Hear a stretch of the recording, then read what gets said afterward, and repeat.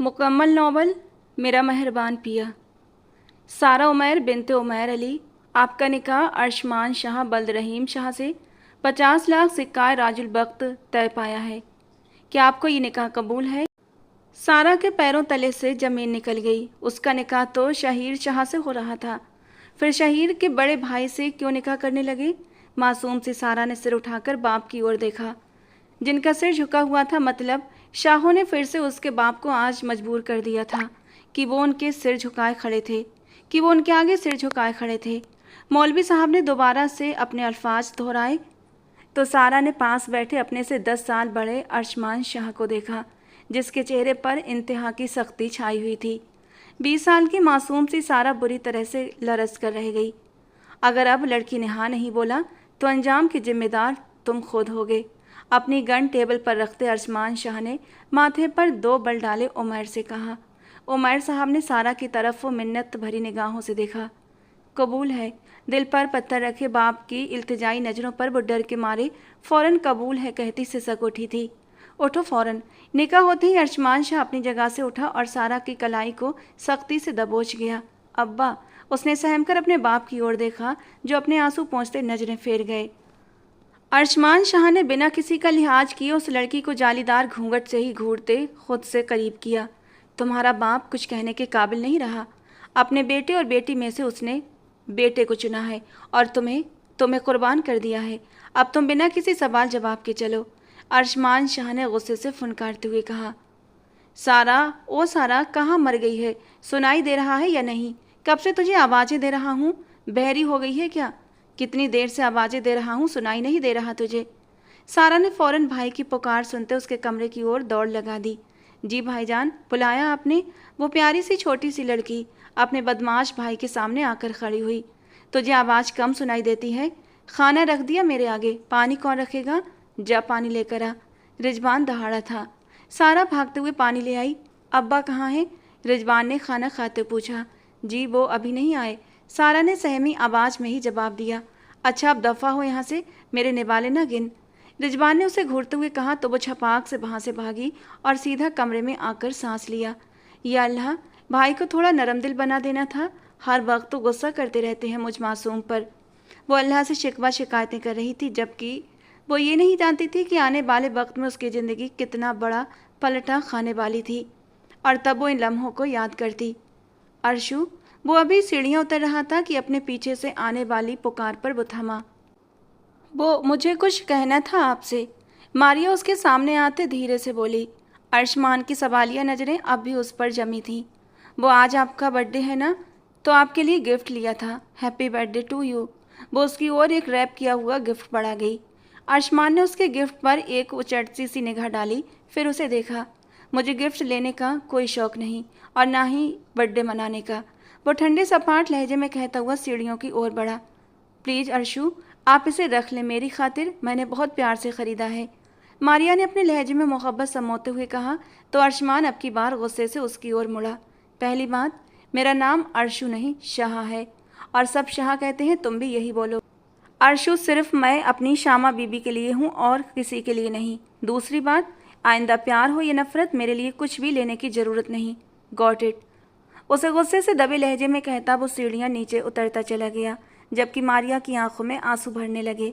हाथ में पकड़े हुए गिफ्ट को उसने इतनी सख्ती से मरोड़ दिया कि रैपिंग पेपर बीच से फट गया। न जाने खुद को क्या समझता है। एक बार बस किसी तरह हमारी शादी हो जाए, फिर देखूंगी इसका ये गुरूर। इस पूरी हवेली की इकलौती मालकिन बनकर राज करूंगी और अपनी मर्जी चलाऊंगी। और अर्शमान शाह, तुम्हें तो मैं अपनी उंगलियों के इशारे पर नचाकर तुम्हारी इस अकड़ को मिट्टी में मिलाकर रख दूंगी। मारिया शाह के चेहरे पर जहरीली मुस्कान उभरी और वो दिल ही दिल में अपनी साजिशें बुनती हुई पैर पटकती अपने कमरे की ओर वापस मुड़ गई। शहीर शाह, शहीर शाह, शहीर शाह। इस वक्त तो जिम का माहौल पूरी तरह से गर्म था और हर तरफ एक ही नाम गूंज रहा था। शहीर शाह इस समय आखिरी राउंड में पंजा आजमाई कर रहा था। उसकी नसें गुस्से और जोश में तनी हुई थीं। वह अक्सर दोस्तों के साथ लेट नाइट जिम आता था, जहां कभी कभार मुखालिफ टीम के लड़के भी आकर अपनी औकात भूल जाते थे। आज भी विरोधी पार्टी ने शहीर को सरेआम ललकारा था, जो कि उसकी शान के खिलाफ था। शहीर शाह ने अपनी पूरी ताकत झोंकते हुए एक ही झटके में सामने वाले को सामने वाले का हाथ टेबल पर दे मारा। उसने अपनी जीत का ऐलान करते हुए दोनों हाथ हवा में बुलंद किए और दहाड़ते हुए कहा, शाहों से टकराने का अंजाम यही होता है। पूरे जिम में तालियों का शोर गूंज उठा। उसके दोस्तों ने हारने वाली पार्टी पर ऐसे तीखे तंज और ताने कसे कि बात बर्दाश्त से बाहर हो गई। पल भर में ही दोनों गुटों के बीच एक खतरनाक और खूनी लड़ाई शुरू हो चुकी थी। जिम के मालिक समीर ने अपनी जान की बाजी लगाकर दोनों पार्टियों के बीच बीच बचाव किया और सबको धक्के देकर बाहर निकाला। वो अच्छी तरह जानता था कि वो दोनों में से किसी एक की भी दुश्मनी मोल नहीं ले सकता था। एक तरफ अगर रसूखदार शाह खानदान का चिराग था तो दूसरी तरफ शहर का सबसे बेरहम गुंडा। समीर ने अपनी मेहनत की कमाई से बने जिम को तबाह होने से बचाने के लिए दोनों के आगे हाथ जोड़े, मिन्नतें की और किसी तरह उन्हें वहां से रवाना करके थर थर कांपते हाथों से जिम का शटर गिरा दिया। शहीर, यहाँ आओ। शहीर जब घर वापस लौटा तो उसके चेहरे पर सरेआम हुई लड़ाई के लाल और गहरे निशान साफ साफ दिखाई दे रहे थे। अर्शमान शाह की बाज जैसी तेज नज़रों से उन जख्मों को पल भर में ताड़ लिया और उसने एक सर्द कड़कती आवाज़ में उसे अपने पास बुलाया। जी भाई। शहीर का सारा जोश, सारा गुरूर अर्शमान के सामने आते ही हवा हो गया और वो अपनी नज़रें झुकाए एक मुजरिम की तरह उसके सामने जाकर खड़ा हो गया। तुम्हारे चेहरे पर ये चोटें कैसे आईं? शहीर शाह ने आंखें सिकोड़कर अपने भाई की ओर देखा। भाई, इतनी सख्त चोट नहीं है कि आप ऐसे सवाल जवाब कर रहे हैं। मुझे समझ नहीं आता आपको दिखाई कैसे दे जाती हैं ये चोट। शहीर अर्शमान के पास बैठते हुए मोहब्बत से बोला। शहीर शाह, तुम 3 साल के थे जब मेरे हाथों में आए थे। मम्मा पापा की डेथ के बाद तुम्हें मैंने ही पाला है। तुम्हारी एक एक रग से वाकिफ़ हूँ मैं। तुम्हें लगता है कि तुम अपनी कोई तकलीफ़ या चोट छुपाओगे तो मुझे पता नहीं चलेगा, तो ऐसा करने का सोचना भी मत। तुम मेरे भाई नहीं, मेरे बेटे हो। अर्शमान शाह ने उसे अपने सीने से लगा लिया। भाई हो तो आप जैसा। मैं बहुत खुशकिस्मत हूँ कि मुझे आप जैसा भाई मिला। शहीर शाह ने अर्शमान की तरफ मोहब्बत भरी नज़रों से देखते हुए कहा, मुझे टालने की कोशिश मत करो शहीर, साफ साफ बताओ कि चोट कैसे आई। कुछ नहीं भाई, ज़्यादा तो नहीं है। ऐसे ही वो पंजा आजमाई कर रहे थे तो थोड़ी बहुत हो गई आपस में। तुम्हें कितनी दफ़ा कहा है शहीर, ऐसे काम मत क्या करो। मुझे बिल्कुल अच्छा नहीं लगता कि कोई तुम्हारे ऊपर हाथ उठाए। हाथ क्या, कोई उंगली भी उठाए तो जी चाहता है उसका हाथ काट दूं। और तुम पूरा घूंसा खाकर आए हो। अरे भाई, बदले में उसे इससे भी ज़्यादा मारा है मैंने। अर्शमान के सामने शहीर के मुंह से अचानक फिसल गया तो जल्दी ही उसने अपनी जुबान दांतों तले दबा ली।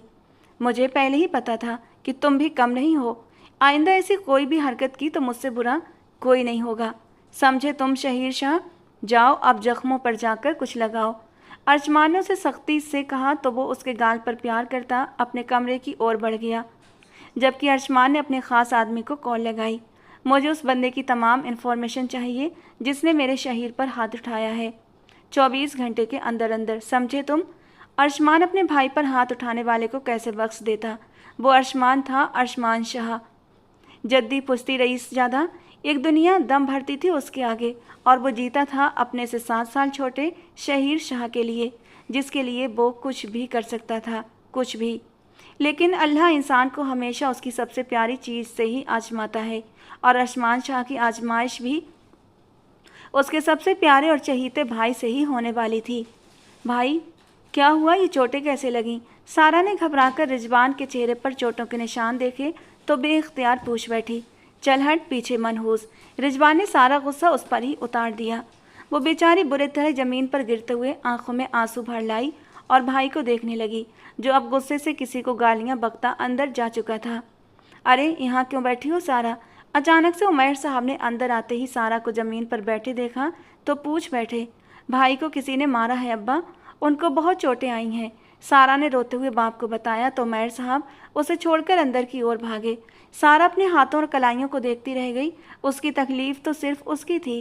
वो आंसू पोंछती भाई के दरवाजे के बाहर जाकर खड़ी हो गई, क्योंकि उसे भी बुरी तरह बेचैनी हो रही थी कि आखिर रिजवान की लड़ाई किससे हुई थी और वो इतनी मार खाकर किससे आया था। सीधे साधे तो कोई उसे बताने वाला नहीं था, इसीलिए दरवाजे के बाहर ही खड़ी होकर सुनने लगी। क्या ज़रूरत थी उन शाहों से पंगा लेने की? जानते नहीं उनके असर और रसूख को, वो कुछ भी कर सकते हैं। और तुम? वो अपने बेटे को जख्मी देखकर अफसोस से बोले। छोड़ूंगा नहीं उसे, जान से मार दूंगा, रिजवान ने थूक फेंकते हुए कहा। उसी लम्हे उसके मोबाइल पर कॉल आने लगी तो वो कॉल रिसीव करता हुआ सिगरेट सुलगा गया। ठीक है, आ जाऊंगा कल टाइम से।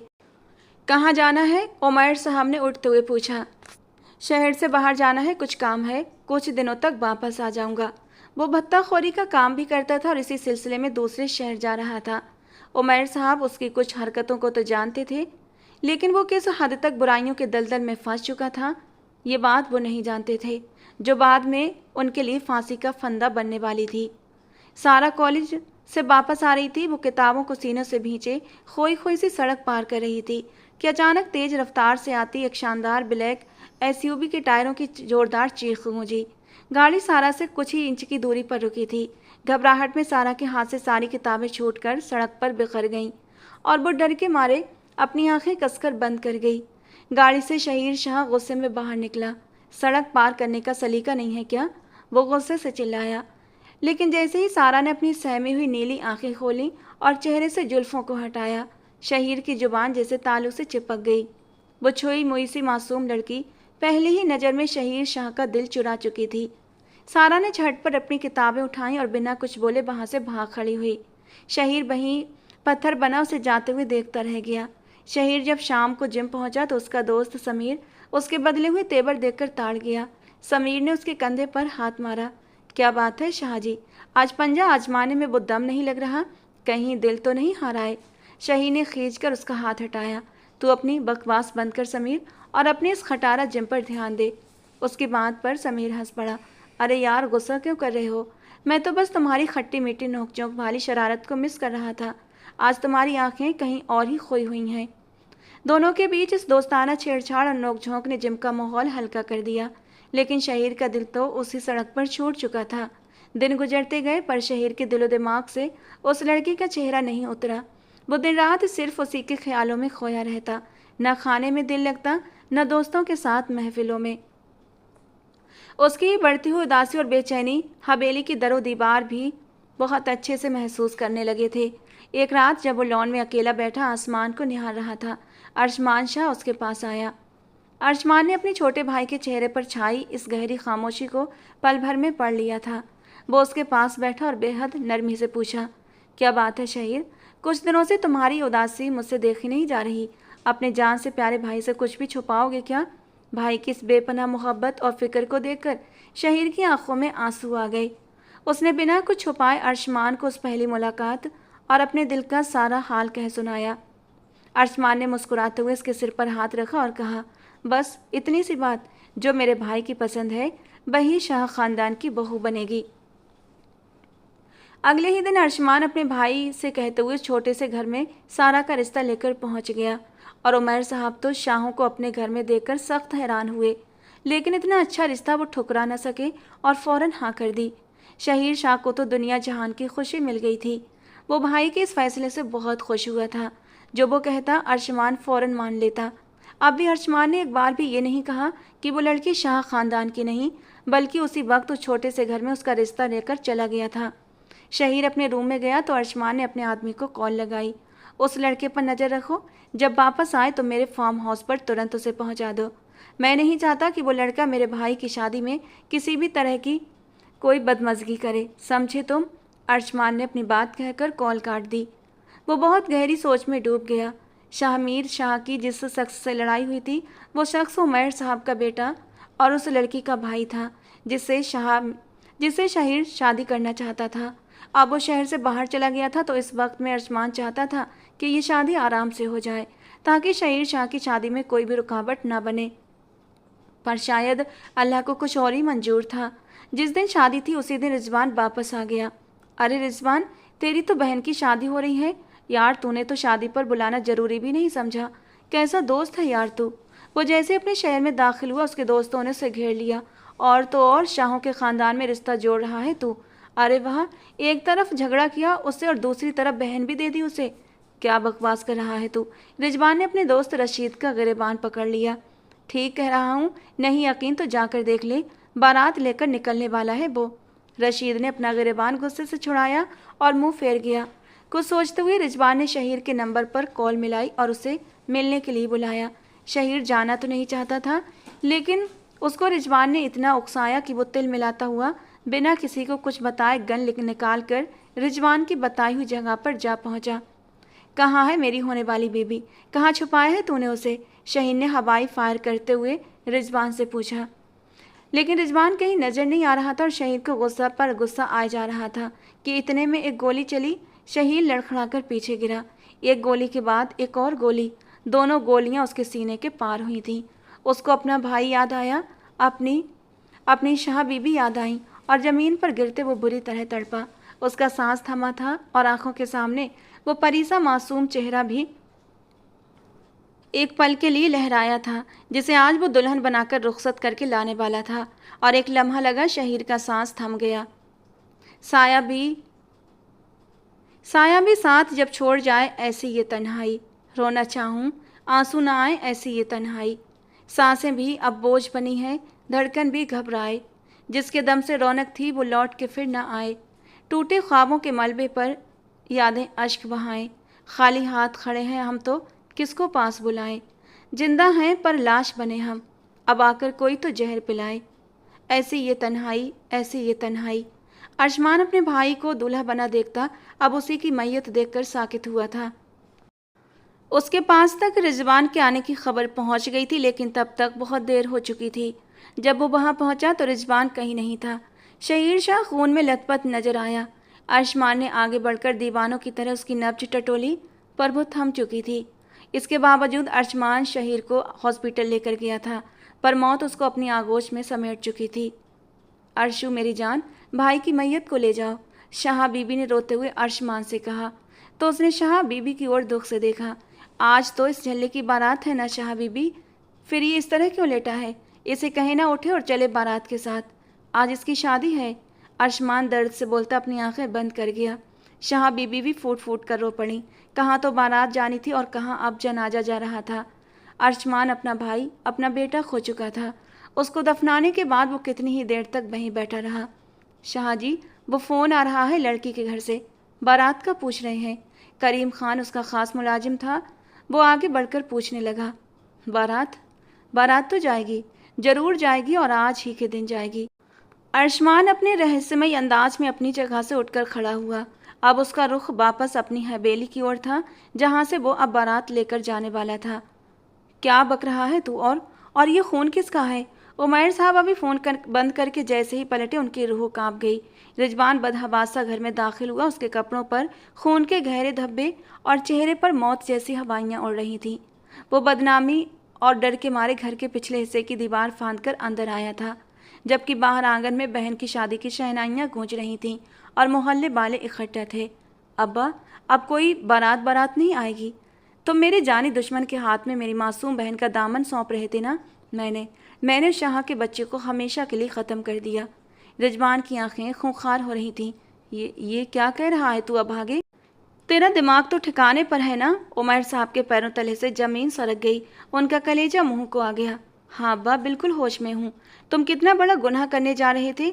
तुमने मेरी पीठ पीछे मेरी गैर मौजूदगी का फ़ायदा उठाते हुए मेरी बहन को उन जालिम शाहों के हवाले करने चले थे। अब ना रहेगा वो शाह और ना आएगी उसकी कोई बारात। रिजवान ने एक ही झटके में अपने खून से सने कपड़े उतारे और दूसरे पहनने लगा। ओह मेरे खुदा, ये क्या गजब कर दिया तूने। वो तुझे जिंदा दफन कर देंगे रिजवान। शाहजी अपने भाई से पागलों की तरह मोहब्बत करते हैं। वो अपनी जान दे सकते हैं पर अपने भाई पर खरोंच भी बर्दाश्त नहीं कर सकते। वो तुझे पाताल से भी ढूंढ निकालेंगे और कुत्ते की मौत मारेंगे। तू कहीं भी छुप जा। अब बता, मैं एक बेबस बाप तुझे उनके इस खौफनाक कहर से कैसे बचाऊंगा। उमैर साहब फूट फूट कर रो पड़े। उनके आंसू थमने का नाम नहीं ले रहे थे। शाह, लेकिन शाहिर शाह तो तड़प तड़प कर मर गया ना अब्बा। फिर अब ये कौन सा नया शाह आ गया बीच में? रिजवान के चेहरे पर भी अब पहली बार खौफ की लकीरें उभरी। ये शहीर शाह का बड़ा भाई अर्शमान शाह, जिसके नाम से पूरा शहर कांपता है, जिसके बेरहम कहर से सब वाकिफ़ हैं। वो एक बार जो ठान ले उसे पत्थर की लकीर बना देता है। उस तक पहुंचना तो दूर, कोई उसकी परछाई भी नहीं छू सकता। वो किसी ऐरे गहरे से नहीं मिलता, पर सिर्फ और सिर्फ अपने छोटे भाई की बेपनाह मोहब्बत की खातिर वो खुद चलकर हमारे टूटे फूटे घर में आया था। उसने एक बार भी हमारी गरीबी या जात पात का ताना नहीं दिया था और अपने भाई की एक जिद पर यह रिश्ता उसने एक पल में पक्का कर दिया था। आज मेरी बेटी के हाथों में मेहंदी सजनी थी, आज यहाँ बारात आनी थी, पर तूने अपनी इस दरिंदगी से अपनी बहन का सुहाग बसने से पहले ही उजाड़ दिया और अपने लिए भी दर्दनाक मौत का कुआं खोद लिया। अब तू ही बता, मैं क्या करूं, मैं कहाँ जाऊं? फिर तो उस शाह को मारने की बजाय इस बहन को ही जिंदा जमीन में गाड़ देना चाहिए था, जिसने शाहों के बेटे के साथ चक्कर चलाया कि वो यहाँ इस घर तक पहुँच गया। रिजवान को अब अपनी बहन पर गुस्सा आया था। इससे पहले कि वो सारा के कमरे की ओर बढ़ता, बारात आ गई, बारात आ गई का शोर बुलंद हुआ। दोनों बाप बेटा हैरान हुए। ये कौन लेकर आ गया बारात? रिजवान ने होंठ खींचे। मैं देखता हूँ, बस तू बाहर नहीं आएगा, समझा तू? तुझे मेरी कसम। बाप उसे अंदर कमरे में बंद करके बाहर निकला तो अरशमान शाह अपने चंद आदमियों के हमरा वहाँ मौजूद था। शाह बीबी ने आने से इनकार कर दिया था। अरशमान शाह और उमैर साहब अकेले कमरे में आमने सामने बैठे थे। खबर तो पहुंच गई होगी, अरशमान की गंभीर आवाज़ सुनाई दी। शाह साहब, गलती हो गई, माफ़ कर दें, मेरा बच्चा लावाली है, उसमें अक्ल नहीं है, गुस्से का तेज है। उमैर साहब ने अरशमान शाह के आगे हाथ जोड़ दिए। दो ऑप्शंस हैं तुम्हारे पास, बेटा या बेटी। अरशमान बिना पलक झपकाए बोल रहा था। इस वक्त उसका लहजा, उसका अंदाज और चेहरे पर सख्ती देखकर उमैर साहब से कुछ बोला नहीं जा रहा था। मैं कुछ समझा नहीं आपकी बात। उमैर साहब का दिमाग साए साए करने लगा। बेटे की मौत या बेटी मेरी निकाह में दे दो। अरशमान शाह की बात पर उमैर साहब का दिल कट गया, लेकिन उन्हें फैसला लेना था, अपने बेटे को बचाना था। ठीक है, मैं अपनी बेटी का निकाह आपसे करने को तैयार हूँ। अरशमान शाह उनकी बात सुनता, नफरत और तिरस्कार से उन्हें देखता कमरे से बाहर निकल गया। वो जो दुल्हन बनी शहीर शाह के ख्वाब देखने वाली थी, एकदम से उसकी किस्मत ने पलटा खाया था। उसे बाहर लाने को बोला गया। वो घूंघट निकाले बाहर आई थी। एक कमरे में चंद लोगों की मौजूदगी में निकाह की रस्म अदा होने जा रही थी, जिसने सारा की ज़िंदगी को यकसर बदल कर रख देना था। सारा उमैर बिनते उमैर अली, आपका निकाह अरशमान शाह बल्द रहीम शाह से 50 लाख सिक्का राजिल वक्त तय पाया है। क्या आपको ये निकाह कबूल है? सारा के पैरों तले से ज़मीन निकल गई। उसका निकाह तो शहीर शाह से हो रहा था, फिर शहीर के बड़े भाई से क्यों निकाह होने लगा? मासूम सी सारा ने सिर उठाकर बाप की ओर देखा, जिनका सिर झुका हुआ था। मतलब शाहों ने फिर से उसके बाप को आज मजबूर कर दिया था कि वो उनके आगे सिर झुकाए खड़े थे। मौलवी साहब ने दोबारा अपने अल्फाज दोहराए तो सारा ने पास बैठे अपने से 10 साल बड़े अरशमान शाह को देखा, जिसके चेहरे पर इंतहा की सख्ती और बेरहमी छाई हुई थी। 20 साल की मासूम सी सारा बुरी तरह से लरज कर रह गई। अगर अब लड़की ने हाँ नहीं बोला तो अंजाम की जिम्मेदार तुम खुद होगे। अपनी गन टेबल पर रखते अरशमान शाह ने माथे पर 2 बल डाले और उमैर साहब से कहा। उमैर साहब ने सारा की तरफ मिन्नत भरी निगाहों से देखा। कबूल है। दिल पर पत्थर रखती बाप की इल्तिजाई नज़रों पर वो डर के मारे फ़ौरन कबूल है कहती सिसक उठी थी। उठो फ़ौरन। निकाह होते ही अरशमान शाह अपनी जगह से उठता सारा की कलाई को सख्ती से दबोच गया। अब्बा, उसने सहम कर अपने बाप की ओर देखा, जो अपने आंसू पोंछते नजरें फेर गए थे। अरशमान शाह ने बिना किसी का लिहाज किए उस लड़की को जालीदार घूंघट से ही घूरते खुद के करीब किया। तुम्हारा बाप कुछ भी कहने के काबिल नहीं रहा। अपने बेटे और बेटी में से उसने बेटे को चुना है और तुम्हें कुर्बान कर दिया है। अब तुम बिना किसी सवाल जवाब के मेरे साथ चलोगी। अरशमान शाह ने गुस्से से फुनकारते हुए कहा, जबकि सारा को लगा उसकी कलाई आज टूटी ही टूटी। और फिर थोड़ी ही देर में वो अरशमान शाह के साथ उसकी बड़ी सी गाड़ी में बैठी आंसू बहा रही थी। अब्बा, आपने ऐसा क्यों किया? और भाई ने ऐसा क्या किया कि मुझे इस जालिम शख्स को सौंप दिया? या अल्लाह, ये शहीर शाह कहाँ है? वो तो मुझे पसंद करता था, फिर वो कहाँ चला गया? या अल्लाह, उसे कहीं से भेज दो, मुझे बचा ले वो इन सब जालिमों से। वो दिल ही दिल में दुआएं मांगती रो रही थी। अब्बा, तूने क्यों दिया सारा को उसे? मेरी गैरत गवारा नहीं कर रही। मैं उस कमजात को जब तक ज़मीन के नीचे न गाड़ दूँ सुकून से नहीं बैठूंगा, जिसने शाह के बेटों से इश्क लड़ाया है। रिजवान बारात जाने के बाद सारा की रुखसती की खबर सुनता आपे से बाहर हो रहा था। चुप कर जा, किसी ने सुन लिया तो फिर कयामत आ जाएगी। बस यही समझ, तेरी कोई बहन नहीं थी, तुझे बचाने के लिए उसे बनी कर दिया है। खून बहा में चली गई है वो। उमैर साहब बिलख उठे। खून बहा में नहीं जाने दूंगा, उसका भी खून बहेगा। जान से मार डालूंगा, उसे छोड़ूंगा नहीं। रिजवान गुस्से से फुनकारते हुए बाहर निकला। रिजवान वापस आ जाओ, कुछ भी गलत मत करना। रिजवान, वो आवाज़ें देते रह गए, लेकिन रिजवान ने उनकी एक न सुनी और बाहर निकल गया। अरशमान शाह की गाड़ी कच्चे पक्के रास्तों से होती हुई शाह हवेली की ओर बढ़ रही थी। उसके सिक्योरिटी गार्ड्स की गाड़ियां भी आगे पीछे उसे कवर किए हुए थीं। फिर भी इतनी सख्त सिक्योरिटी के बावजूद भी रिजवान अपनी चाल खेलने वाला था। वो अपने दोस्तों की मदद से पहले ही उनके रास्ते में छुपे उनके गुजरने का इंतजार कर रहे थे और रिजवान अपने 3 दोस्तों के साथ निशाना बांधे बैठा था। शाह की गाड़ी दूर से आती दिखाई दी, साथ में 4 गाड़ियां और भी थी। याद रहे, लड़की मरनी चाहिए, इसके बाद यहाँ रुकना नहीं। रिजवान ने अपने तीनों दोस्तों को पुकार कर कहा तो वो हाँ में सर हिला गए। अरशमान शाह बेहद गुस्से में था। उसे रिजवान हर हाल में चाहिए था। भले वो भाई की होने वाली बीबी को खुद ब्याहकर शाह हवेली ले आया था। वो उसके भाई की पसंद थी, इसलिए वो अब उसे अपनी हवेली में सब दुनिया वालों से छुपा कर रखना चाहता था। गाड़ी में अपने साथ बैठे वजूद को नफरत से देखता रहा, जो घूंघट ओढ़े सिसकियों से धीरे धीरे रो रही थी। अरशमान शाह ने गुस्से से रुख फेरा कि उसी पल गाड़ी पर फायरिंग शुरू हो गई। लेकिन गाड़ी की हर चीज़ बुलेट प्रूफ थी सिवाय विंड स्क्रीन के। इतने में गोली विंड स्क्रीन से निकलती हुई सारा की ओर आई थी। अरशमान शाह ने पल के 1000वें हिस्से में सारा को खींचकर अपने सीने से लगा और अपनी गन को लोड करता हुआ सामने ही विंड स्क्रीन के दूर खड़े शख्स का निशाना लिया, जो सीधा उसकी टांग पर जाकर लगा था। वो इंसान दर्द से बिलबिला उठा। जवाबी फायरिंग पर वो सब वहां से गायब हो गए थे, अपने जख्मी दोस्त को वहीं छोड़कर, जो अरशमान शाह के आदमियों के हाथ पकड़ा गया था। अगले ही पल अरशमान शाह के मोबाइल पर किसी का फ़ोन आने लगा था। उसने कान से लगाया। उसके खास सिक्योरिटी गार्ड की कॉल आई थी। सर, सब कुछ क्लियर है, एक आदमी पकड़ा गया है, वो बहुत जख्मी है, उसे फार्म हाउस पर पहुंचा दो, लेकिन याद रहे वो मरना नहीं चाहिए। अरशमान की सर्द व गुस्सीली आवाज़ सुनते ही सारा ने उसके सीने से सिर उठाते हुए घूंघट के अंदर से उसे देखा। उसके चेहरे पर वो साफ तो नहीं देख पाई थी, लेकिन बहुत करीब होने से तो वो उसके चेहरे की सख्ती देख ही चुकी थी। अरशमान शाह ने अपने सीने से लगी उस लड़की को एक झटके से सीट पर पीछे पटक दिया। होंठ भींचे उसने अपने अंदर उभर रहे तेज गुस्से को मुश्किल से कंट्रोल किया। गाड़ी हवेली की दहलीज में दाखिल हो चुकी थी। सारा को आने वाली जिंदगी से बहुत डर लगने लगा था। उसे कुछ पता नहीं था कि उसके साथ अब आगे क्या होने वाला है। गाड़ी कार पोर्च में रुकी थी। गाड़ी का दरवाज़ा खुला तो सामने ही नौकरानियां मौजूद थीं।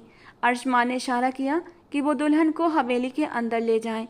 वो इस वक्त फार्म हाउस जाना चाहता था ताकि पता लगा सके कि किसने उसकी गाड़ी पर फायरिंग करने की ज़रूरत की है। पर अपनी शाह बीबी की वजह से उसे हवेली के अंदर आना पड़ा। वो उन्हें कोई दुख या परेशानी नहीं देना चाहता था। हवेली का माहौल इस वक्त अंतहीन मातम का माहौल बना हुआ था।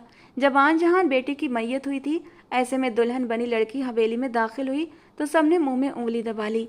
अरशमान शाह के हुक्म पर उसे अरशमान के कमरे में पहुंचा दिया गया था। किसी ने भी उस मासूम को देखने की जरूरत नहीं की थी। सारा खामोशी से नौकरों के साथ चलती हुई उस बड़े से कमरे में दाखिल हुई। जब तक शाहजी नहीं आ जाते उनके बिस्तर पर बैठने की भूल भी मत करना। वो बहुत सख्त सज़ा देते हैं और कुछ भी उनकी मर्जी के खिलाफ हो तो वो जान नहीं छोड़ते। अगर अपनी खैर चाहती हो तो जैसा वो कहें चुपचाप करती रहना। नौकरानी उसे समझाती हुई बाहर निकल गई। मारिया शाह उस वक्त बहुत बेचैन होकर पूरी हवेली में चक्कर काट रही थी। उसे किसी भी पल चैन नहीं आ रहा था। अरशमान शाह उसका था, फिर कैसे वो किसी और को ब्याह कर ले आया था, वो भी अपने भाई की मौत वाले दिन, बल्कि उसी की होने वाली बीबी को ब्याह कर हवेली में ले आया था।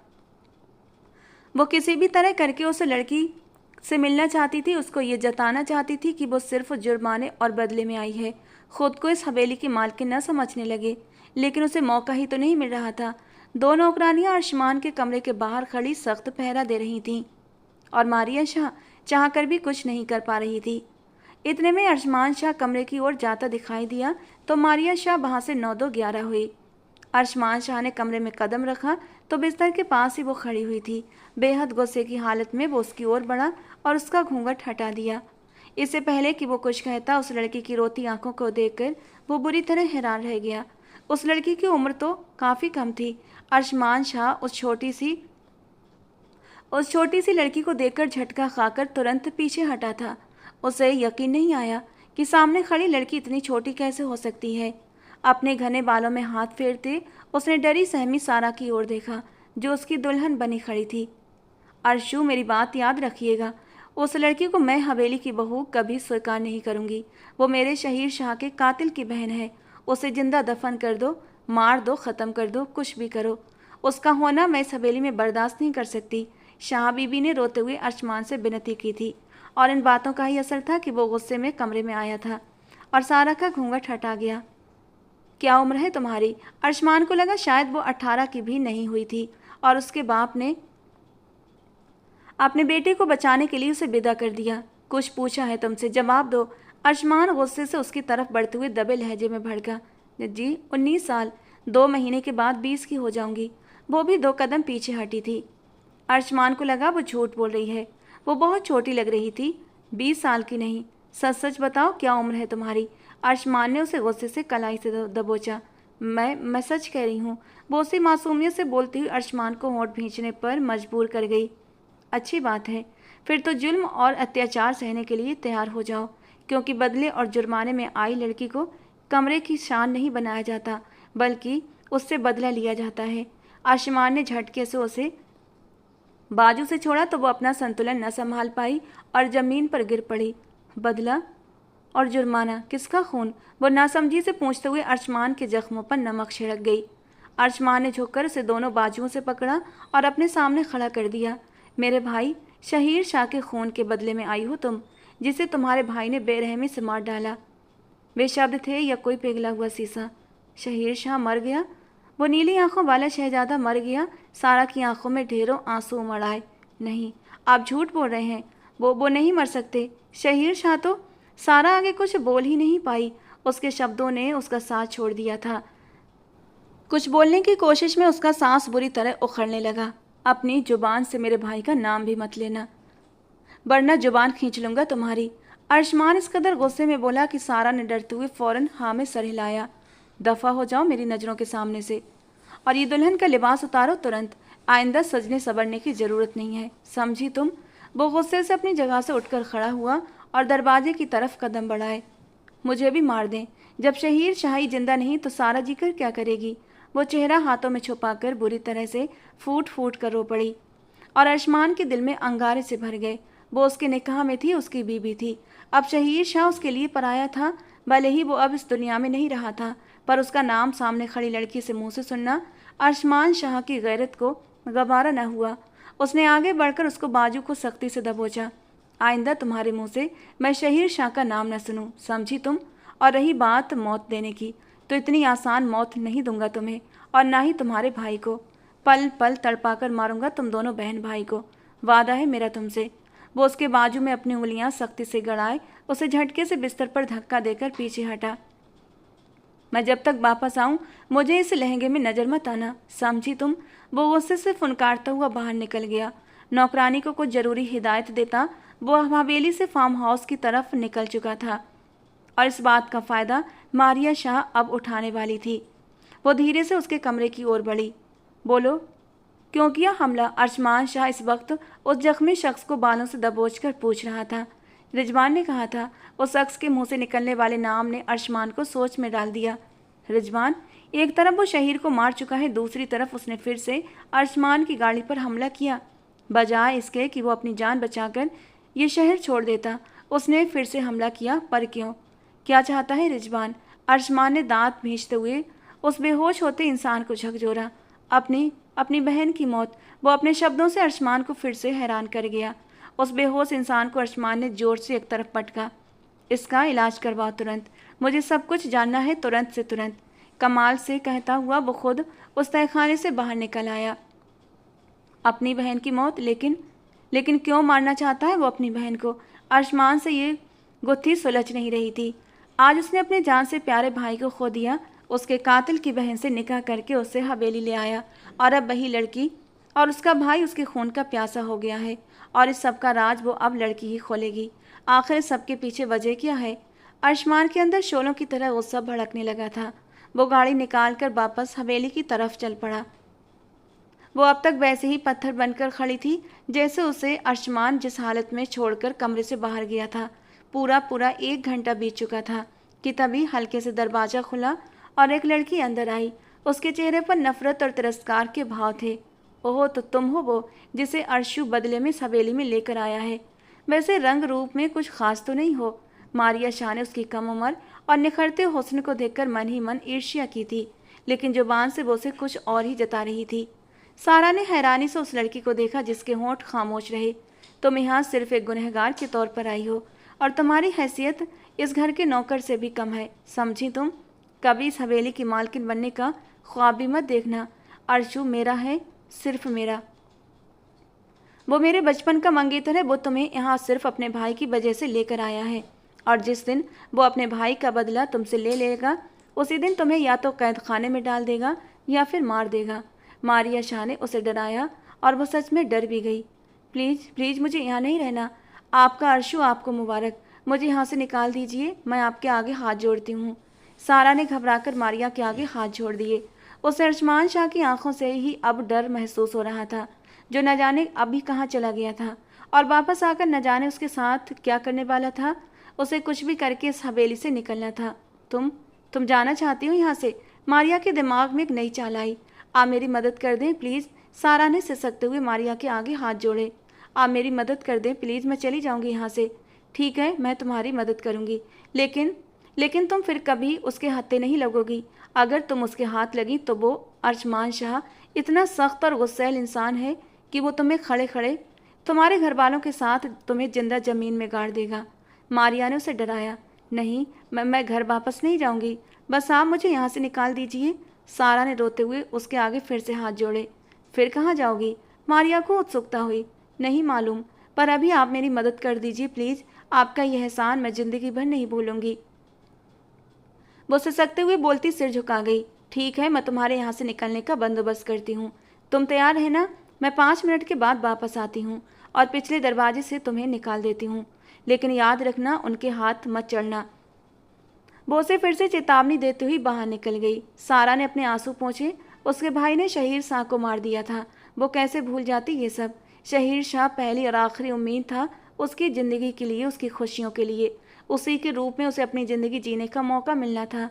वो रब के आगे सजदे में झुकी थी कि इस दुनिया में कोई है जो बिना स्वार्थ के उसे मोहब्बत करता है, पर इस दुनिया ने उसे भी छीन लिया था। वो बहुत घबरा रही थी। या अल्लाह, मैं उस जिल्लाद इंसान के साथ नहीं रह सकती। मुझे खौफ आ रहा है उससे। इस सब से तो अच्छा मैं खुद को मार डालूं। न जाने किस किस तरह से वो मुझे दर्द देगा। वो मारिया का इंतजार कर रही थी, बड़ी ही बेचैनी में समय काट रही थी। ये भी नहीं जानती थी कि उस पर एतबार करना भी चाहिए या नहीं, और फिर भी उसका इंतजार करे जा रही थी। मारिया ने अपनी एक भरोसेमंद नौकरानी के साथ मिलकर सारा को हवेली के पिछले दरवाजे से बाहर निकाल दिया। अब वो अपने कमरे में वापस आती हुई गहरे सांस भरने लगी, जबकि चेहरे पर एक सुकून भरी मुस्कान थी। वो यहाँ से भाग के अपने लिए बहुत बड़ी मुसीबत खड़ी कर चुकी है। कुछ भी हो, अरशमान शाह तो अब तुम्हें नहीं छोड़ेगा। तुम्हारा वो हाल करेगा कि तुम्हारी रूह तक कांप उठेगी। मारिया ने नफरत से सोचकर अपना सर झटका। अभी वो हवेली के रोड पर ही पहुंचा था कि उसे एक लड़की दुल्हन के लिबास में भागते हुए अपनी तरफ आती हुई दिखाई दी। ड्राइवर से उसने तुरंत कहकर स्पीड धीरे करवाई थी। वो कोई और नहीं बल्कि वो तो सारा थी, उसकी नई नवेली दुल्हन। गुस्से के मारे अरशमान के होंठ भिज गए और माथे पर बल पड़ गए। गाड़ी रुकवाते ही वो गाड़ी से बाहर निकला। अपने सामने गाड़ी रुकते देख सारा के कदम एकदम से थमे थे। गाड़ी से उतरने वाला शख्स कोई और नहीं, अरशमान शाह ही था। सारा को लगा उसका आखिरी वक्त आ गया है। वो अपने कदमों से हिल न सकी। अरशमान की खूंखार आंखों को देखते हुए वो अपने कदम पीछे ले रही थी। एक डर था, एक खौफ था जो उसके दिलो दिमाग में कुंडली मार कर बैठा था। जबकि अरशमान उसे यूं बिना घूंघट के हवेली से भागते हुए सड़क पर देखकर बुरी तरह आग बबूला हुआ था। इतना गुस्सा और नफरत होने के बावजूद वो विदाई के वक्त भी उसका चेहरा ढक कर लाया था, और इस वक्त वो आधी रात को खुले चेहरे के साथ उसी दुल्हन के लिबास में उसके सामने खड़ी थी। इससे पहले कि वो अरशमान के हाथ लगती, उसने दूसरी तरफ तेजी से भागना शुरू कर दिया। अरशमान के आदमियों ने बंदूकें तानी, लेकिन अरशमान ने सबको रोक दिया और खुद उसके पीछे लपका। वो सड़क को छोड़ते हुए अब कच्चे रास्ते पर नीचे उतर गई थी। आगे पेड़ों के झुंड में वो बुरी तरह भागे जा रही थी कि उसके पांव पर सख्त मोच आ गई और वो वहीं गिर गई। या अल्लाह, मेरी मदद कर, वो बिलख बिलख कर रो दी। उसके पाँव में कोई बहुत बड़ा पत्थर लगा था, जिससे उसके पाँव के अंगूठे में बहुत तेज चोट लगी थी कि वो दर्द से बिलबिला कर रह गई। पूरी टांग में दर्द से खिंचाव पड़ा था। अर्शमान उन पेड़ों में वो नाजुक सा वजूद ढूंढता पूरी तरह से पागल हो रहा था, जो पलक झपकते ही गायब हुआ था कि अचानक उसके चीख पर अर्शमान को अपना दिल डूबता हुआ महसूस हुआ। वो फौरन से पहले उस तरफ भागा। सारा खुद को घसीटते हुए एक पत्थर पर जा बैठी थी। आसपास पेड़ों के झुंड लगे हुए थे। अब उसे यहाँ के माहौल से खौफ आने लगा था। वो शुरू से ही बहुत डरपोक और बहुत नाजुक थी। अंधेरे और तन्हाई के डर ने उसको बुज़दिल बना दिया था। माँ के इस दुनिया से जाने के बाद उसकी परवरिश बाप ने की थी, जिनका ज़्यादा झुकाव अपने बड़े बेटे रिजवान की तरफ ही होता था। सारा तो बस एक नौकरानी बनकर रह गई थी अपने बाप और भाई की। इस अंधेरे में रोशनी की किरण था शहीर शाह। वो तड़पी सिसकी, लेकिन वो हस्ती अब उसे नहीं मिलने वाली थी। अचानक उसे लगा कोई और भी वहाँ पर है। वो पीछे मुड़कर पेड़ों को जोर जोर से हिलता देखकर चीख मारकर अपने पाँव का दर्द भुलाए दोबारा भागी थी। आगे से आते अर्शमान शाह के सीने से टकराते हुए वो एकदम पीछे की तरफ गिरने लगी कि अर्शमान ने उसकी कमर में हाथ डालकर उसे वापस अपने सीने से लगा लिया। सारा उसके सीने से लगी अब थर थर काँप रही थी। प्लीज़ प्लीज़ मुझे बचा लो, वो रोए जा रही थी, पर वहाँ कोई नहीं था जिससे वो डर रही थी। अर्शमान ने उसे अपने सामने किया तो वो एकदम अपनी सांस रोक गई। अपने सामने उसी जल्लाद को देखते हुए वो रोते हुए अपना बाजू छुड़ाने लगी, लेकिन अर्शमान की हल्की सी गिरफ्त से भी वो निकल न सकी, तो जोर से उसकी कलाई पर उसने काट लिया। अर्शमान उसकी इस कदर हिम्मत पर उसे देखता रह गया और झट से अपने कंधे पर उठा लिया। छोड़ो मुझे, कहाँ लेकर जा रहे हो? मुझे नहीं जाना, छोड़ो मुझे जल्लाद इंसान। सारा के मुंह से ये सब सुनते ही अर्शमान ने उसे वापस नीचे उतारा और उसे बालों से पकड़ते हुए अपनी तरफ खींचा। अपनी जुबान को लगाम दो लड़की, वरना वो हाल करूँगा कि खुद को आईने में पहचान भी नहीं पाओगी। उसका जल्लाद कहना अर्शमान शाह को गुस्से में ला गया था। वो अपने कांपते होठों से कुछ कहना चाहती थी, पर हिम्मत ही ख़त्म हो गई थी उसकी। अब की बार वो उसे कलाई से थामे लंबे लंबे कदम भरता हुआ वहाँ से निकला था। तभी सारा अपने पैर के दर्द से चीख पड़ी। अर्शमान ने पलटकर उसकी ओर देखा और उसे एक पैर पर खड़ा देखकर बेख्तियार नीचे झुका। तभी एक सनसनाती हुई गोली उसके ऊपर से गुजरती हुई सामने पेड़ में जा धंसी। अर्शमान ने खींचकर सारा को नीचे किया और वो उसकी गोद में जा गिरी। उसे कमर में हाथ डालकर वो अपने सीने से लगा गया। न जाने क्यों उसे लगा जैसे वो उससे खो जाएगी और वो उसे ढूंढ नहीं पाएगा। अर्शमान को उसमें शहीर नजर आता था, महसूस होता था वो उसे उसमें। वो शहीर की पसंद थी और उसके लिए शहीर सब कुछ था, तो वो सारा को लेकर भी पजे से हो रहा था। वो उसके सीने से लगी थर थर काँप रही थी, जबकि वो जेब से गन निकालकर उसमें गोलियां चेक कर रहा था। उसके सिक्योरिटी गार्ड्स भी वहीं पर मौजूद थे और वो ये बात अच्छी तरह जानता था कि गोली की आवाज़ सुनते ही वो सभी चौकन्ने हो गए होंगे। अर्शमान शाह ने उसे अपने सीने से लगाए खड़े होते अपने घेरे में छुपाया। वो समझ न सकी कि वो लुटेरा है या मेहरबान, वो उसे मारने आया है या बचाने। उसके संग वो उसकी गाड़ी तक पहुंच चुकी थी। अर्शमान को उसके सिक्योरिटी गार्ड्स ने कवर किया और अब वो हवेली की ओर बढ़ रहे थे। अर्शमान जानता था कि हो न हो वो रिजवान ही था। वो छुपकर वार कर रहा था, बस एक बार तुम मेरे हाथ लग जाओ, तब तुम्हारा वो हाल करूँगा कि तुम्हारी रूह तक कांप उठेगी। दिल ही दिल में अर्शमान पक्का इरादा करता हुआ सीट के पीछे जोर से मुक्का मार गया। मारिया शाह आज बहुत खुश थी। आखिर वो कांटा जो उसके रास्ते में आया था वो निकल चुका था, जिससे वो असुरक्षित महसूस कर रही थी। बाहर कार पोर्च में गाड़ी रुकने की आवाज़ आई तो मारिया भागती हुई बाहर निकली, लेकिन अर्शमान की बाहों में सारा को देखकर उसके अंदर आग सी लग गई। अर्शमान सारा को लिए सीधा कमरे में गया था। उसको बिस्तर पर लिटाते हुए वो उसके पाँव को गौर से देखने लगा, जिस पर चोट आई हुई थी। अब वो उसके पाँव के जख्म को खुद साफ कर रहा था। वो अर्शमान शाह था, उस इलाके का हाकिम, जिसके हुक्म के बिना उस इलाके का पत्ता भी नहीं हिलता था, जो किसी को भी अपनी उंगलियों पर नचा सकता था। इस वक्त वो एक आम सी 20 साल की लड़की के पाँव के पास बैठा उसे बैंडेज कर रहा था। आज उसे स्पिरिट पड़ने पर तेज जलन हुई थी, तो वो चीख उठी। अर्शमान ने फूंक मारते हुए उसके जख्म को सहलाया और बहुत एहतियात से उसके पाँव के अंगूठे की बैंडेज कर दी। अब वो खामोशी से वहाँ से उड़ता हुआ बाथरूम की तरफ चला गया। शावल लेकर आया तो बाल सुखाता हुआ वो सारा के करीब आकर खड़ा हुआ। चेहरा अब भी सपाट था। तुम्हारा भाई तुम्हें क्यों मारना चाहता है? अचानक पूछे गए सवाल पर सारा ने हैरानी से सिर उठाकर उसे देखा। रिजवान भाई, वो मुझे मारना चाहते हैं? ऐसा नहीं हो सकता, आपको गलतफहमी हुई है। सारा ने जैसे खुद को तसल्ली दी। उसके दिल की धड़कन तेज हो गई थी। तुम्हारे भाई ने मेरे शहीर का कत्ल किया, फिर विदाई के वक्त हमारी गाड़ी पर फायरिंग की और अब भी तुम ही उसका निशाना बनी हुई थी। लेकिन लेकिन वो तुम्हें क्यों मारना चाहता है? मुझे बताओ साफ साफ सारा सच। अब की बार वो उसके ऊपर झुकता हुआ ठंडे लहजे में बोला। उसके दोनों तरफ हाथ रखकर वो पूछ रहा था। वो उसे तकलीफ देने तो लाया था लेकिन दे नहीं पा रहा था। वो जब भी उसके पास आता या वो उसके पास आती, आसमान को यूँ महसूस होता जैसे शहीर उसके पास हो। न जाने क्यों उसे शहीर की खुशबू इस लड़की के जिस्म से आने लगी थी। तुम शहीर को कब से जानती हो? अब की बार आंखें सुकेड़ कर खोलते हुए उसने सवाल बदल दिया। तो सारा ने सिर नामे हिला दिया। मैं उन्हें नहीं जानती। फिर शादी के लिए कैसे मान गई? क्या देखा भी नहीं था? अर्शमान उसकी आंखों में देखता हुआ गहरे लहजे में पूछने लगा।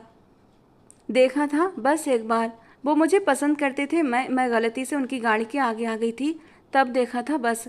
सारा के लहजे में दुख था। तुम्हारे भाई ने शहीर को क्यों मारा? उसने सख्त लहजे में पूछा। मुझे नहीं पता। वो रो पड़ी। आइंदा अगर हवेली से भागने की कोशिश की तो यहीं कब्र बनाकर जिंदा उस कब्र में दफना दूंगा तुम्हें। अर्शमान पीछे हटता हुआ उसे सख्त चेतावनी देकर कमरे से निकल गया। या अल्लाह, ये सब क्या हो रहा है? रिजवान भाई क्यों मारना चाहते हैं मुझे? और शहीर को भी उन्होंने ही? पर क्यों? इस सवाल का जवाब सारा के पास भी नहीं था। आपने मुझे क्यों बुलवाया है शाहजी? अगले दिन शाम को अर्शमान शाह ने उमैर को शहर वापस आते ही अपनी हवेली में बुलवा लिया था और अब वो उसके सामने खड़ा था। तुम्हारा बेटा कहाँ है? अर्शमान ने कड़क आवाज़ में पूछा। आप क्यों पूछ रहे हैं? उमैर साहब के माथे पर भी बल पड़ गए। उमैर साहब, जितना पूछा जाए उतना ही जवाब दो। कहाँ है तुम्हारा बेटा? अब की बार अर्शमान ने अपनी जगह से उठते हुए उसी के लहजे में पूछा।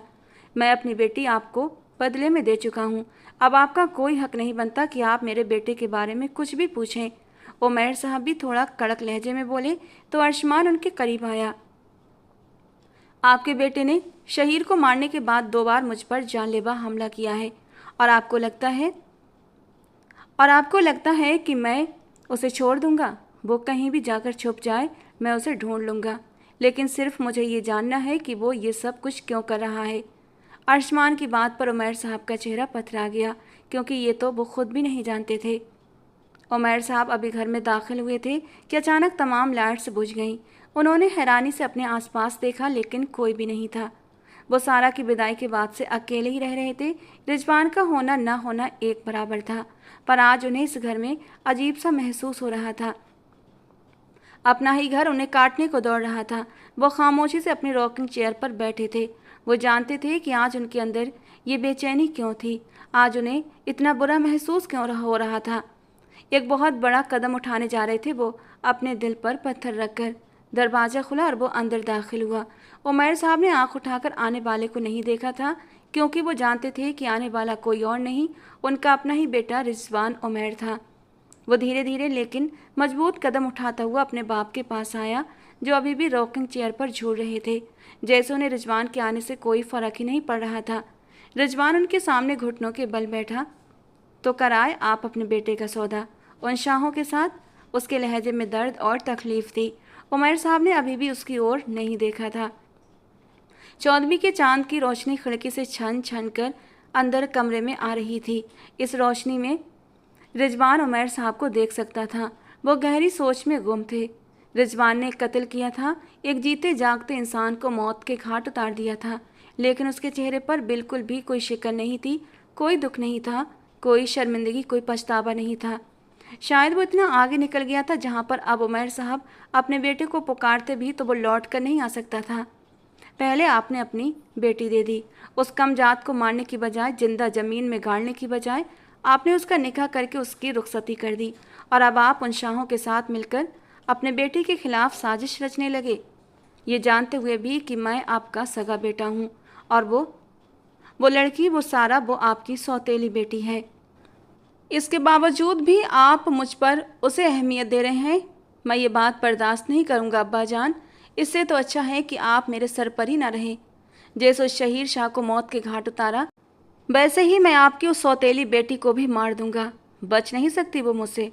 और रहे आपने शाहों से मिलकर अपनी मौत का सामान खुद ही कर दिया।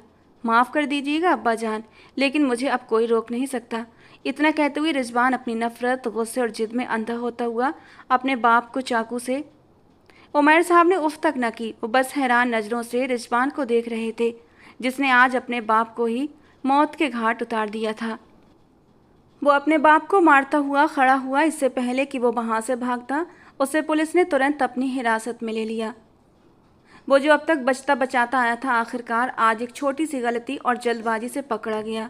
डीएसपी जोराब अरशमान शाह का दोस्त था और उसी के कहने पर आज ये सब कुछ हुआ था। उमैर साहब को सही समय पर हॉस्पिटल पहुंचाया गया। वो आईसीयू में थे, जबकि रिजवान पुलिस कस्टडी में था। फिलहाल डीएसपी अरशमान शाह को भी रिजवान से मिलने नहीं दे रहा था, क्योंकि अरशमान इस कदर गुस्से में था। कोई बड़ी बात नहीं थी कि वो रिजवान को जान से ही मार देता। उसे तुरंत अपने भाई की मौत का बदला ले लेता। अरशमान हवेली वापस लौटा तो सामने का मंजर देखकर उसके माथे पर अनगिनत बल पड़े थे। 2 दिन से महारानी बनी बैठी हो, उठो और बाहर निकलो। कहा था तुमसे अरशमान शाह के हाथ न चढ़ना, भाग जाना यहाँ से। फिर क्यों नहीं मानी मेरी बात? मारिया शाह सारा को बालों से बेरहमी से पकड़कर खींचती हुई पागलपन की हालत में बाहर ले आई थी। उसके चेहरे पर जलन और नफरत का एक भयानक रूप साफ दिखाई दे रहा था, जबकि सारा दर्द से बिलबिलाते हुए रो रो कर खुद को छुड़ाने की नाकाम कोशिश कर रही थी। लेकिन मारिया शाह जैसे आज अपना होश खो बैठी थी, आज वो पागल हो गई थी। अगर उसका बस चलता तो वो इस पूरी हवेली को आग लगा देती। छोड़िए मुझे, खुदा के लिए छोड़ दीजिए। क्या कर रही हैं आप मेरे साथ? मेरा दम घुट रहा है। सारा ने सिसकते हुए रहम की भीख मांगी। चुप कर जा जलील लड़की, तेरी औकात इस हवेली की दासी से बढ़कर कुछ भी नहीं है। तू अब इस आलीशान कमरे में नहीं, नौकरों के क्वार्टर में सड़ने के लायक है। मारिया शाह ने चिल्लाते हुए उसे जोरदार धक्का दिया। इसी खौफनाक पल में शाह बीबी की कड़कती आवाज़ गूंजी और वो वहाँ पर आ मौजूद हुई। हाथ छोड़ उसका मारिया, ये क्या पागलपन सवार हो गया है आज तुझ पर? उस बेकसूर बच्ची की बेबसी और जख्म तो देख। क्यों अपनी आत्मा को मार कर इतनी बड़ी जालिम बन रही है तू? शाह बीबी ने आगे बढ़कर गुस्से और दुख से कांपते हुए मारिया शाह को फटकारा। आप बीच में न बोलें तो बेहतर होगा शाह बीबी।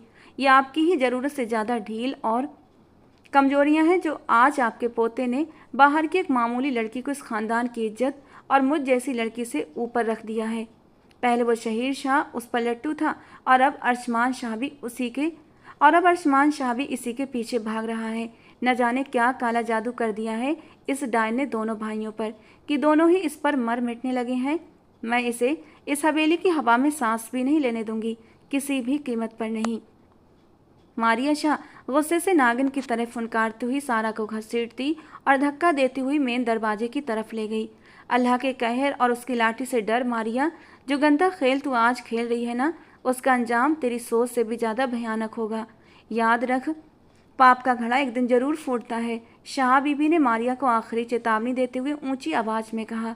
देख लूँगी मैं अपना जो भी अंजाम होगा, पर पहले इस मनहूस को इस हवेली के चौखट से धक्के मारकर बाहर निकालूंगी, तभी जाकर मेरे झुलसते हुए दिल को थोड़ा चैन मिलेगा। मारिया ने आंखें तरेरते हुए कहा और सारा को पूरी ताकत से दहलीज के बाहर फेंक दिया और सारा सीधे अंदर आ रहे अरशमान शाह के सख्त और चौड़े सीने से जा टकराई। अरशमान ने एक पल में सारा की गिरती हुई नाजुक जान को अपनी मजबूत बाहों में संभाल लिया था, वरना वो मुंह के बल जमीन पर गिरती। उसकी आंखों में इस वक्त साक्षात मौत के फरिश्ते का गुस्सा उतर आया था। क्या बदतमीजी और तमाशा लगा रखा है यहाँ पर? अरशमान ने अपनी शेर जैसी दहाड़ से मारिया को घूरते हुए पूछा, जिससे कि पूरी हवेली गूंज उठी। बदतमीजी? मैंने कौन सी बदतमीजी की शाहजी? मैं तो बस हमारे भाई के कातिल की इस गंदी परछाई को इस पवित्र हवेली से हमेशा के लिए बाहर फेंक रही हूँ, और भला इसमें बदतमीजी वाली क्या बात है? मारिया ने अपने लहजे में जहर घोलते हुए सीना तान कर जवाब दिया। मारिया आज बिना किसी डर के बेहद बेबाक अंदाज में बोली थी, तुम्हारा दिमाग खराब हो गया है, अपनी जुबान को लगाम दो। भूलो मत, ये अरशमान शाह की बीबी है। अरशमान सारा को अपने साथ लगाए अंदर वापस पड़ा था। Oh really? यही तो दुख है कि एक बाहर बाली मेरे अरशमान की बीबी बनकर इस हवेली में आ चुकी है, और शायद तुम भूल रहे हो ये बदले में आई थी। तुमने इसे अपने सिर का ताज बना लिया। क्यों क्यों अरशमान? मारिया शाह बुरी तरह से भड़क उठी। तुम कौन होती हो मुझसे ये सवाल करने वाली? अरशमान शाह सारा को छोड़ता हुआ आगे बढ़ा और मारिया शाह के बिल्कुल सामने आकर खड़ा हो गया। मैं प्यार करती हूँ तुमसे, अपनी जान से भी ज़्यादा प्यार। पर तुम मेरे अलावा सबके थे और सबसे ज़्यादा उस शहीर शाह के। अपनी शादी को भुला बैठे थे तुम, अपने भाई की शादी कर रहे थे तुम, यहाँ तक कि उसके कहने पर इस लड़की के छोटे से घर तक पहुँच गए तुम रिश्ता लेकर। ये तक नहीं पूछा ये तक नहीं पूछा तुमने कि किस नीच खानदान से ताल्लुक हो सकता है इस नीच लड़की का। बिल्कुल नहीं पूछा तुमने। मारिया अरशमान का हाथ हवा में उठा था, लेकिन हवा में ही टंगा रह गया। उसने औरतों पर आज तक कभी हाथ नहीं उठाया था और ना आज तक कभी ऐसी नौबत आई थी, पर मारिया की बातों ने उसे भयानक गुस्सा दिला दिया था। मारो ना, हाथ उठाया है तो मार भी दो, रुक क्यों गए? लेकिन मैं तुमसे नहीं डरती, मारिया रोते हुए चिल्लाई। बहुत चीलिया डर डर कर मैंने। मेरी माँ ने मरते वक्त मुझे भी तुम्हें सौंपा था अरशमान शाह, लेकिन तुम भूल गए। मारिया की बातों पर अरशमान ने उलझन भरे अंदाज में शाह बीबी की ओर देखा, जो होंठ भींचे मारिया की हरकतें देख रही थी और खामोश खड़ी थी। लेकिन अफसोस अफसोस तुम इस जिम्मेदारी को निभाने में चूक गए अरशमान शाह। पर मारिया को अब तक सब याद है। ये हवेली मेरी है, इस हवेली के दरो दीवार मेरे हैं, इस हवेली का वारिस अरशमान शाह भी सिर्फ मेरा है। किसी और को छूने का भी हक नहीं दूंगी अरशमान। वो गहरे सांस भरती हुई कोई पागल दीवानी सी लग रही थी। तुम इस वक्त होश में नहीं हो, इसीलिए अपने कमरे में जाओ। अरशमान उसे कहते हुए वापस पलटा ही था कि तभी अरशमान शाह, मारिया ने उसे ऊंची आवाज में पुकारा। तुम मेरे नहीं हुए तो मैं तुम्हें किसी और का भी नहीं होने दूंगी। मारिया ने गुस्से से चाकू लिया और अरशमान की तरफ बढ़ी। सारा ने ये देख लिया था, अरशमान जितनी देर में मुड़ता वो चाकू सारा के बाजू में धंस चुका था। सारा के अचानक सामने आने से अरशमान तो बच गया था, लेकिन सारा के बाजू से खून का फव्वारा छूट पड़ा। मारिया शाह ने मुस्कुराकर उसे देखा। चलो, भाई न मार सका, मैंने ही तुम्हें मार दिया। मारिया की बात पर अरशमान और सारा दोनों ने उसे हैरानी से देखा। अरशमान ने मारिया को पीछे धक्का दिया और सारा को गोद में उठाकर हॉस्पिटल की ओर भागा। मारिया ने चाकू वहीं फेंक दिया। मुझे भी अब यहाँ से निकलना होगा। मारिया जल्दी से अपने कमरे में ऊपर गई और अपना बैग उठा लाई, जो उसने पहले ही तैयार कर रखा था। उसमें सारा कैश और जेवर था, जिसे लेकर वो इस हवेली से भागने वाली थी। जैसे ही वो हवेली की दहलीज पर पहुंची, डीएसपी जोराब खान वहां आ धमका। Miss Maria, you are under arrest. आपको शहीर शाह के कत्ल की साजिश रचने के जुर्म में गिरफ्तार किया जाता है। डीएसपी की बात सुनते ही मारिया शाह के हाथों से बैग जमीन पर गिर गया, और जबकि शाह बीबी ये बात सुनते ही अपना दिल पकड़ कर रह गईं। जब सारा को होश आया तो अरशमान शाह उसके ही पास था। कैसी हो? अरशमान शाह के इस नरम लहजे पर सारा ने राहत से उसकी ओर देखा। आप ठीक हैं? सारा के सवाल पर वो दर्द भरी तंजिया हंसी हंसा। मुझे क्या होना है? मेरे सारे दर्द और सारी तकलीफ़ें जाते जाते शहीद ले गया, और अब जो बचे थे वो तुमने ले लिए। वो दुखी था और ये दुख उसे अपनों ने ही दिया था। सारा ने पराई होकर भी उसकी जान बचाई थी, जबकि मारिया शाह अपनी खुदगर्ज मोहब्बत में इस कदर अंधी हो गई थी कि उसने पैसों का लालच देकर पहले रिजवान के जरिए शहीद को मरवाया। जब उसे पता चला कि अरशमान सारा को अपनी दुल्हन बनाकर हवेली ला रहा है, तब उसने फिर से रिजवान तक ये खबर पहुंचाकर उसे उकसाया और पैसों का लालच दिया कि वो अपनी ही बहन को मार डाले। उसे बस किसी भी तरह हवेली चाहिए थी, पर रिजवान का निशाना चूक गया। मारिया इतने पर भी नहीं रुकी। उसने सारा को हवेली से भगा दी और रिजवान को सूचना दी कि वो उसे मार डाले। वहां भी अरशमान सारा को बचाने पहुंच गया। अरशमान ने उमैर साहब को बुलवाया। जो भी बात हुई मारिया ने वो सब रिजवान को बता दी थी, लेकिन ऐन वक्त पर उमैर साहब ने अपना प्लान बदल दिया था। अब उनके दिमाग में कुछ और ही चलने लगा था। वो रिजवान को पकड़वाना तो चाहते थे, लेकिन उन्होंने अपनी जान का जोखिम लेकर रिजवान को पकड़वाया। वो चाहते तो अपना बचाव कर सकते थे, पर उन्होंने ऐसा नहीं किया। उन्हें लगता था कि शहीर की मौत के जिम्मेदार कहीं ना कहीं वो खुद भी हैं, क्योंकि वो रिजवान के बाप थे। रिजवान के पकड़े जाने पर उसने पुलिस की मार खाते ही सारा सच पुलिस के सामने उगल दिया और मारिया शाह को गिरफ्तार कर लिया गया। सारा को 2 दिन बाद अस्पताल से छुट्टी दे दी गई। हवेली में शाह बीबी ने उसका गर्मजोशी से स्वागत किया। सारा के चेहरे पर खुशी थी। वो अपने बाप से मिलकर बहुत खुश। गलतफहमियों और नफरत के बादल छटे तो हर मंजर ही साफ और पारदर्शी हो गया था। हर चीज़ खूबसूरत सी लगने लगी थी। शहीर शाह की अचानक हुई मौत का उसे बेहद दुख था, लेकिन वो अरशमान शाह को दिल से स्वीकार कर चुकी थी। वो उसके लिए एक मेहरबान शख्स बन चुका था जो उसका हर तरह से ख्याल रखता था। वो आज भी उसे यही कहता कि उसे शहीर की खुशबू आती है उसके वजूद से, और ये तो सारा खुद भी नहीं जानती थी कि यह कैसा चमत्कार था। अरशमान कमरे में आया तो उसी लम्हे सारा कमरे से बाहर निकल रही थी। दोनों की आपस में जोरदार टक्कर हो गई। हाय, मेरा सर फोड़ दिया, कितनी सख्त बॉडी है आपकी शाहजी, वो रूठे हुए से अंदाज में बोली। अरशमान उसे अंदर करते हुए दरवाजे पर ताला लगा गया। मेरी बॉडी को तुमने अभी चेक ही कहाँ किया है जो मुझे सख्त बोल रही हो? कुछ कुछ कहा आपने? सारा ने अरशमान की बड़बड़ाहट सुनने की कोशिश की। नहीं, कुछ नहीं, बस ये कह रहा था कि क्यों ना आज रात मेरी बॉडी चेक कर लो, कितनी सख्त है और कितनी नरम। वो फिर से सरगोशी में बोला था कि उसकी बात को सुनते हुए भी सारा अनजान बन गई थी। दिल जोरों से धड़कने लगा था उसकी बात का मतलब समझकर। वो मुड़कर तुरंत वहाँ से जाने लगी कि तभी पीछे से अरशमान की आवाज़ आई। ये इतनी रात गए, कहाँ जा रही थी? अरशमान ने उसकी तैयारी सर से पाँव तक देखी। मैंने कहाँ जाना है, इस हवेली से निकलकर आपके पास हूँ, बेफिक्र रहें। वो मुस्कुराकर अपनी बात कहते हुए दरवाजे की ओर बढ़ी थी कि तभी अरशमान ने उसे पीछे से बाजू से पकड़कर खींचकर अपने सीने से लगा लिया। सारा की धड़कनें सर पर दौड़ने लगी थीं। दोनों की निगाहों का टकराव हुआ। क्या मुझे आज रात के लिए अपनी बीबी की नज़दीकी के कुछ खूबसूरत पल मिल सकते हैं? अरशमान के लहजे में मोहब्बत के साथ एक गहरा दर्द भी छुपा हुआ था। सारा पूरे जी जान से कांप उठी थी। उसके गुलाबी गाल शर्म से धधक उठे थे। आप वो कुछ बोलना चाह रही थी, लेकिन शब्द मुंह से निकल नहीं पा रहे थे। अरशमान ने उसके माथे पर बेहद प्यार और सम्मान के साथ अपने होंठ रख दिए तो सारा के चेहरे पर एक खूबसूरत मुस्कान खिल उठी। उसकी रजामंदी पाते ही वो बेताबी से उसके मुस्कुराते हुए गुलाबी होंठों पर झुक चुका था और फिर बड़ी शिद्दत, बड़ी बेताबी से उसके रस भरे होंठों का रसपान करने लगा।